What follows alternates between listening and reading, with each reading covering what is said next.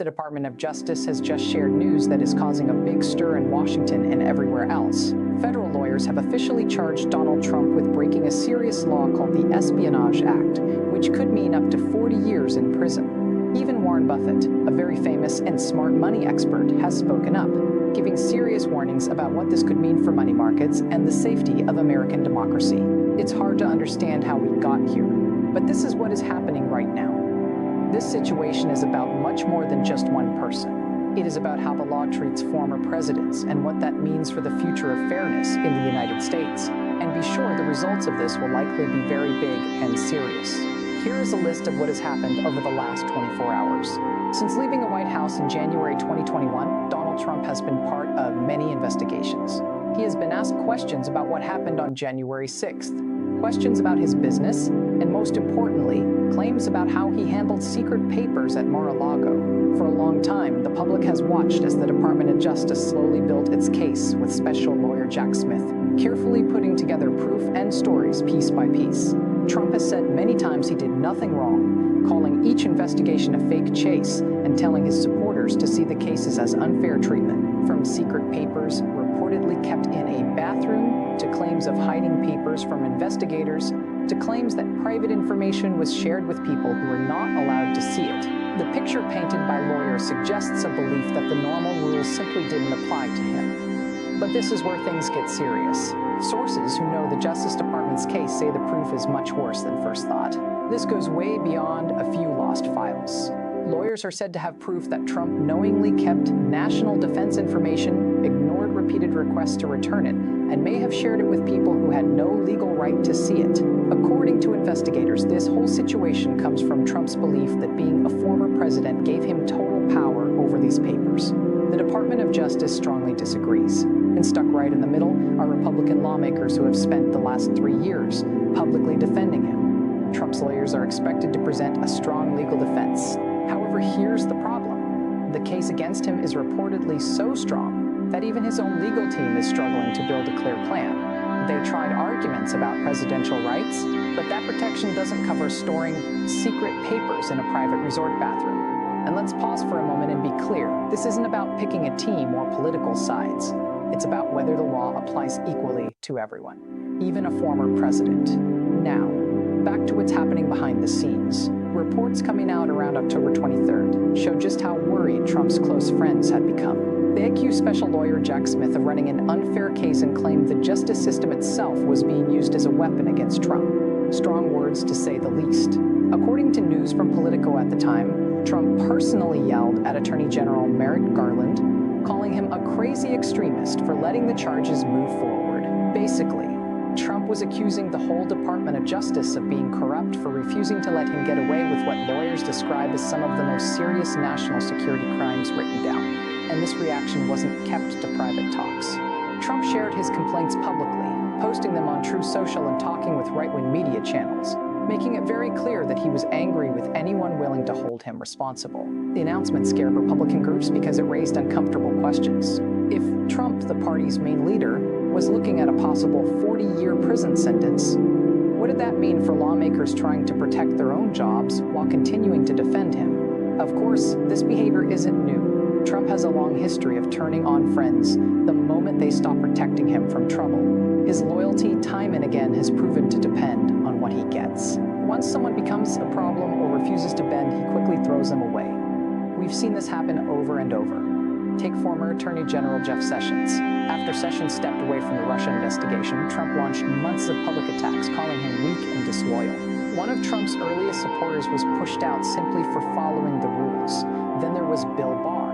Trump had no problem with Barr when he repeatedly explained the law in ways that helped him. But once Barr said there was no proof of big election cheating that could change the 2020 results, Trump immediately called him a failure and arena. And the trouble with Mike Pence followed a similar pattern. When Pence refused to change the election results on January 6, Trump moved away from him completely. After 4 years of loyalty, Pence was suddenly treated as a traitor for following the Constitution. Even as terrorist talk swirled around the Capitol, Trump later claimed Pence lacked the bravery to do what was right.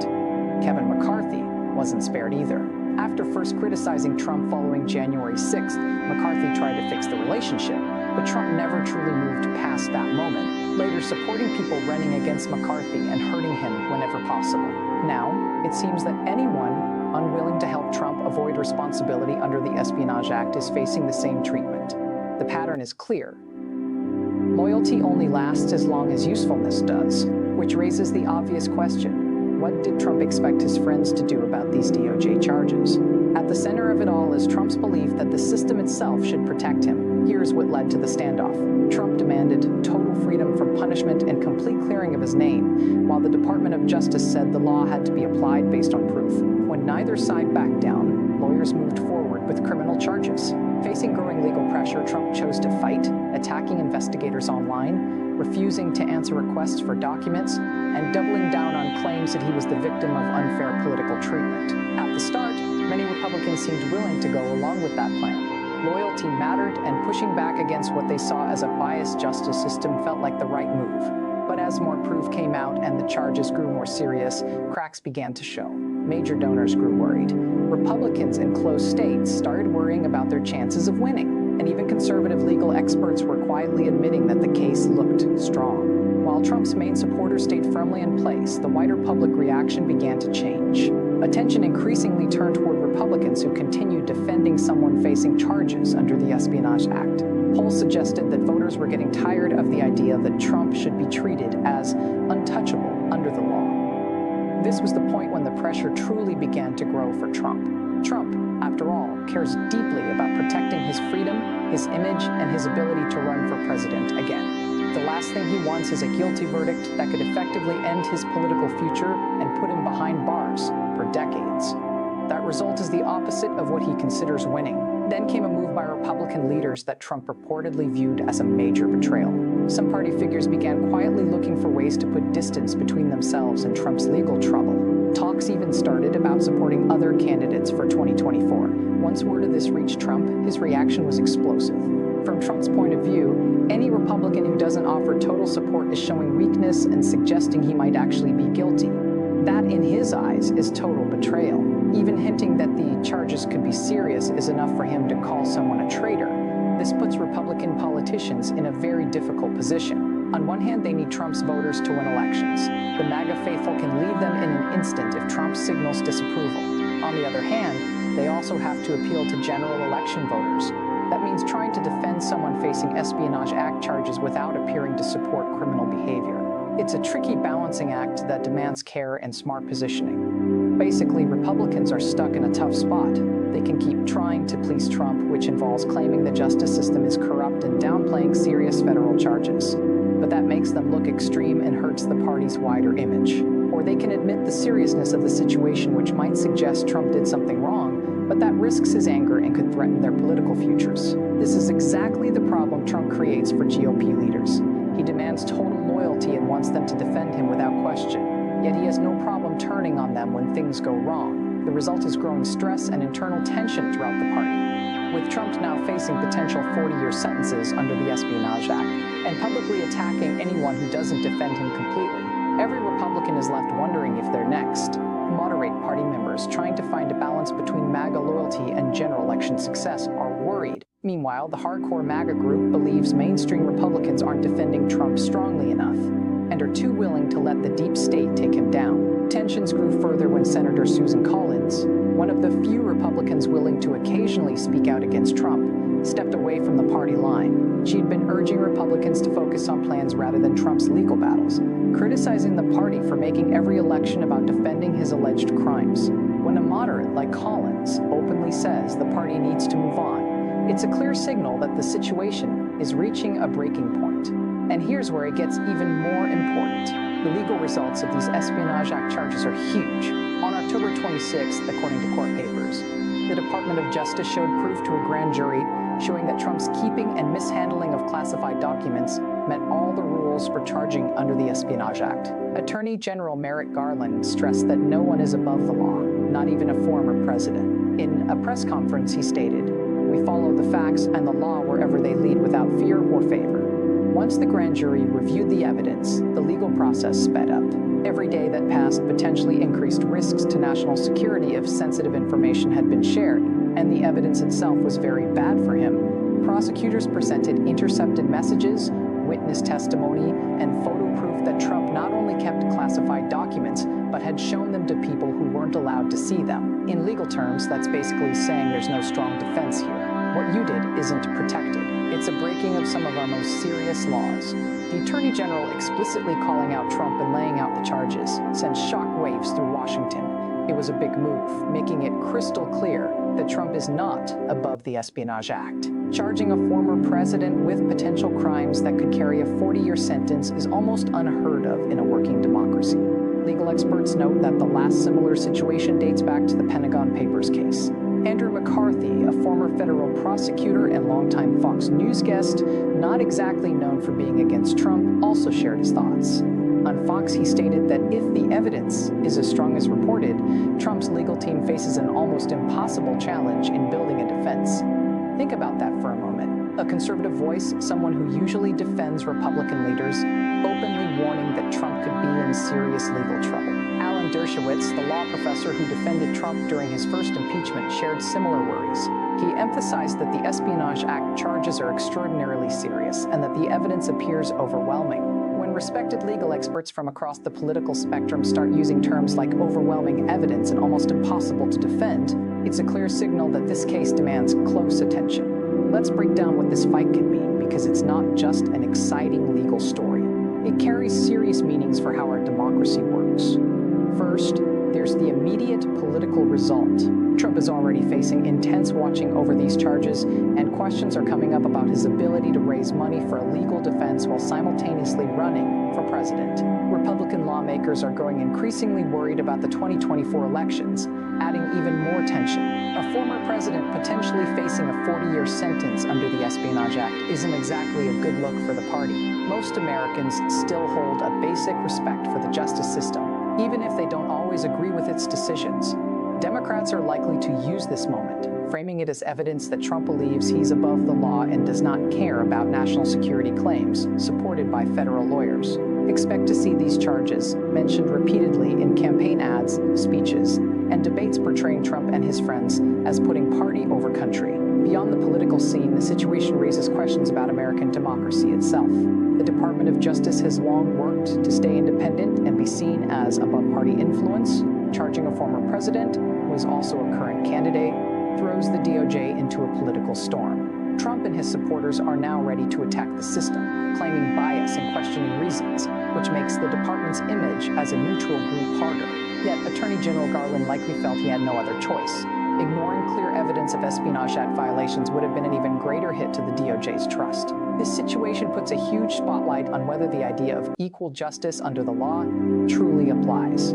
At the center is the question of whether a former president can take classified documents, potentially share them with unauthorized people, and face no consequences. If Trump were to get away with that, it could fundamentally change how our classification system works. The classification system exists to protect national security. It ensures that sensitive information about sources, methods, and defense operations stays in the hands of those with proper permission and a real need to know. The system only works if everyone, regardless of rank or former job, follows the rules for handling classified information. But Trump has historically fought those limits. He has always wanted total control. If Espionage Act violations go unpunished for former presidents, it sends a powerful signal that some people are above the law, opening the door for future leaders to misuse classified information without fear of responsibility. The importance of this case extends far beyond Trump's personal legal battles. It's about shaping the future of American justice. Every time rules are ignored, laws are broken, or prosecutors are attacked, it hurts democratic systems. Behaviors that were once unacceptable start to feel normal. Consider this. If Trump can break the Espionage Act without punishment, what's stopping the next president from doing the same? If former presidents can freely take classified documents, what's to stop another leader from selling secrets to the highest bidder? These actions don't vanish when Trump's case ends. They set examples and reshape our reality. And that has serious, long-term consequences. Democracy depends on rules and groups, trusting that people in power will follow the rules even when it's hard. When those rules start to break down, the foundation of democracy itself begins to weaken. Looking ahead to November 2024, it's clear these events will have major consequences. We're still months away from the election, but the story forming now is likely to shape how voters respond. If the main story is Trump facing Espionage Act charges and the possibility of a 40-year sentence, that's a major challenge for Republicans. Historically, voters aren't likely to support candidates under federal charges for serious crimes. They want stability and skill. At this moment, Trump isn't showing either. Expect Democrats to push heavily into a law and order message. After years of trouble under Trump, many voters are likely to respond to a message that emphasizes responsibility, that the Justice Department will pursue real crimes rather than protecting a president, and that future leaders will respect the Constitution and the rule of law. This message could connect not only with Democratic voters, but also with moderate Republicans looking for calmness and steady government. Here's the situation. The Department of Justice has charged Donald Trump under the Espionage Act with potential crimes that could carry a 40-year prison sentence. Even Warren Buffett has weighed in, warning that this could create trouble in the markets. This isn't just another headline about Trump. It's a question of whether anyone, including former presidents, is truly held accountable under our most serious national security laws. If Trump were to escape consequences for allegedly breaking the Espionage Act, it would signal that classification rules and national security rules don't matter.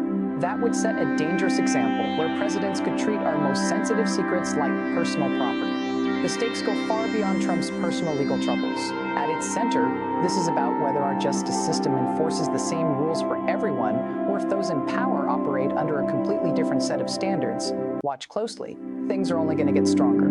The legal events are likely to be dramatic, the political fallout intense, and the meanings for American democracy huge. In the coming weeks, Trump's legal team will respond to these charges, and Republicans will be forced to decide whether to continue defending him or move away. The stakes have never been higher, the evidence more convincing, and the outcome more uncertain.